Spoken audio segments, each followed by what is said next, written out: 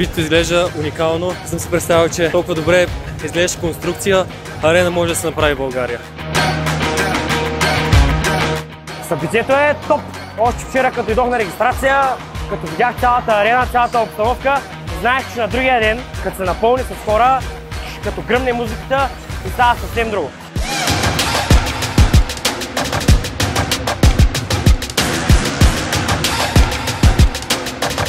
Като има подобен тип спортни събития с такъв социален характер, това се отразява както на нас, така на обществото, на децата и на всичко, което ни заобикаля.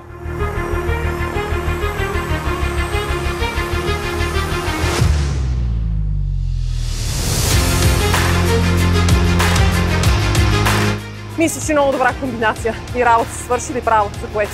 Винаги, когато има доста публика, след това има поне 20% от тях са нови хора в залата, които са се надъхали и искат да опитат отново.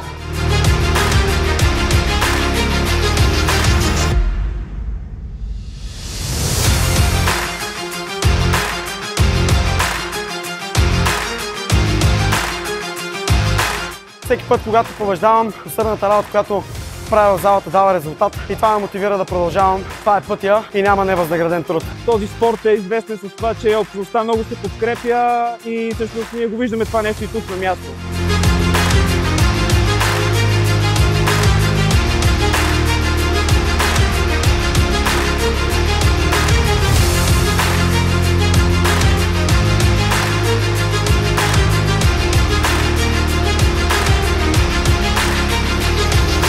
Днеска, освен нашата духовност, нашите знания и нашия дух, тук на арената ще изпитаме и нашата воля и нашата сила като българи.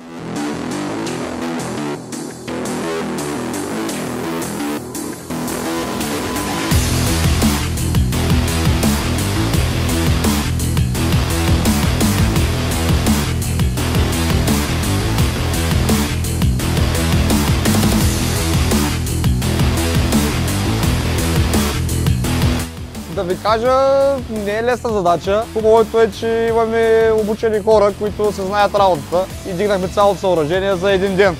На мен ми се отразява супер надъхващо, мотивиращо всеки път.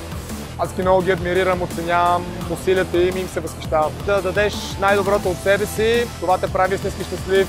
За това сме тук, да предизвикаме себе си и в крайна деня да останем доволни.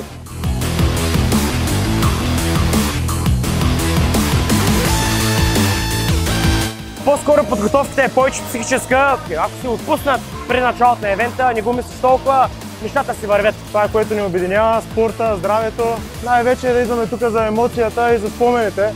Хора, това е вашето нещо. Всичко друго, което е до момента, е загрявката на точно това. Страхотно е.